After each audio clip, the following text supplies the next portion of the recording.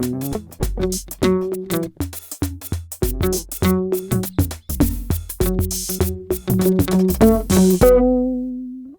m'appelle Aymeric Darcimol, je suis le président de la société BIM, qui est une start-up qui a presque 4 ans d'existence. Nous sommes localisés à Strasbourg et nous avons déjà une filiale aux États-Unis, à Cincinnati.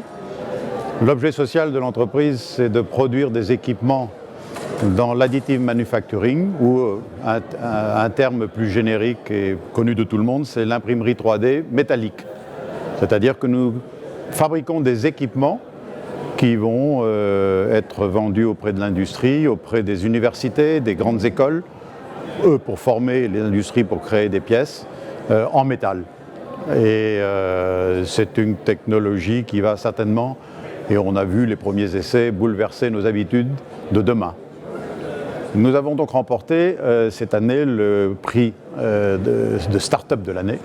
Et ça, c'est une très très belle reconnaissance pour l'équipe de BIM, qui est une équipe très jeune, principalement composée d'ingénieurs.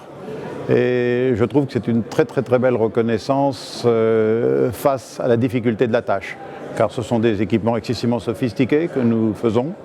Nous sommes déjà confrontés au business international, parce que nous avons des clients qui sont aujourd'hui américains, principalement français, parce que nous avons, comme je l'ai dit tout à l'heure, 3 ans d'existence.